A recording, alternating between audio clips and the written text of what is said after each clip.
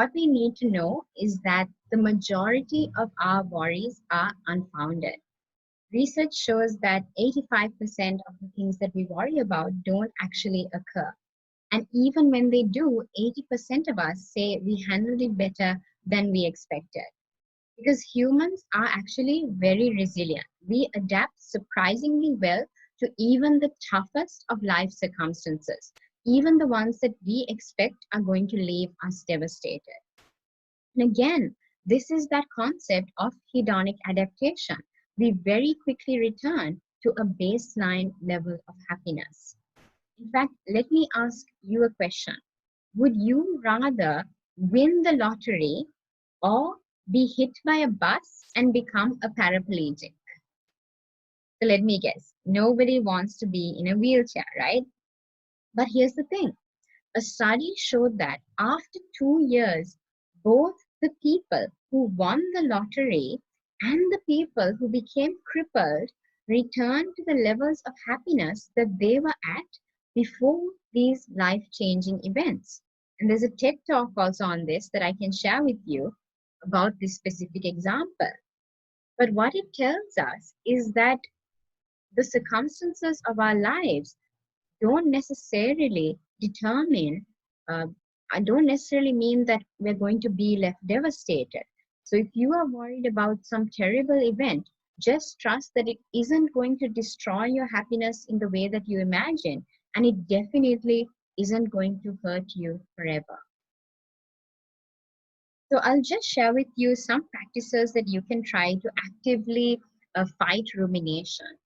So one thing you can try is to actively challenge your negative thoughts. So for example, identify the negative thought that you're having and then make a list of all the things that oppose that thought. So for example, if you're telling yourself that you don't have enough support, make a list of all the support that you do have. Or if you're telling yourself that you're not strong enough, remind yourself of all of the times that you exhibited strength. Now, another thing you can do is to ask yourself what your friends would say to challenge this negative belief. So, for example, if you're having imposter syndrome where you're thinking, who am I to do X, Y, Z? Just think about what your friends would say to you if you told them so. They'll probably tell you off and remind you how awesome you are.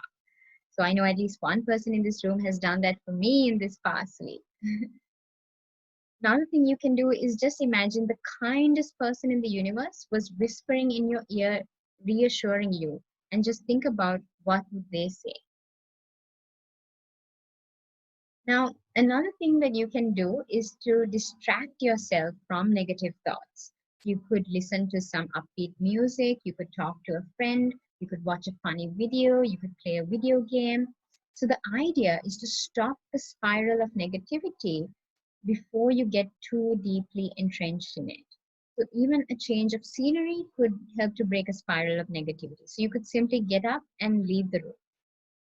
You can also keep an hourly rumination record to catch yourself ruminating and identify the patterns over your day of when you ruminate more or less. And then you can prepare to actively distract or relax yourself during these trigger periods. So one thing you can do is you can keep a list of alternate things to do when you catch yourself thinking about negative things. So for example, research has shown that that video game Tetris where you have those blocks falling from the top of the screen and you have to arrange them neatly. So if you play that soon after a bad experience, research shows that it can wipe away bad memories and protect your mood. So whatever it takes, just find something that will help to distract you the moment you start falling into this pattern of negative thinking.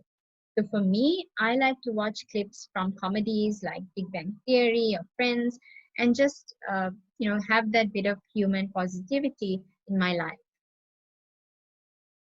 Now, another thing that you can do is to replace a negative thought by thinking of a positive one. And you can do this by time traveling. So you can either go into the past or you could go into the future. So for example, you could recall a happy memory like a night out with friends or a great family lunch or a good cuddle. And It could even help to keep an album of photos ready for you to revisit. So that's how you can time travel by going to the past. But another thing that you can do is anticipate something positive that's coming up in the future.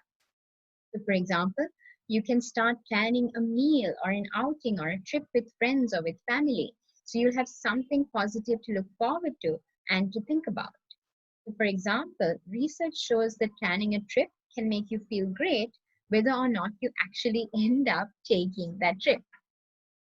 And as you get used to doing this, you can also try uh, kind of thinking of one of these common negative thoughts that you have, thinking of a negative thought that you're having while holding on to a strong positive feeling. So the effect of this is to progressively dim the power of the negative thought by associating it with a positive one, and hopefully over time replacing the negative thought with this positive association. So for the best effect, the positive thought that you have should be the antidote to the negative feeling. So for example, you can try to associate a situation in which you feel helpless with a memory of a time that you felt strong and in control. Or you can oppose a feeling of being unloved with a memory of feeling totally cared for. So something that I do is I keep a list of any exceptionally happy moments from my life or any very special compliments that I get. And it's something that I can refer to anytime I want. And it's so if I'm ever feeling down or if I'm ever not feeling, up to it, up to any task, I can just go back to my list and say and read it and see, all of these great things have happened in my life. And, all of these nice people think all of these nice things about me, so maybe I can do this thing after all. So these are just a few ideas on how to manage rumination.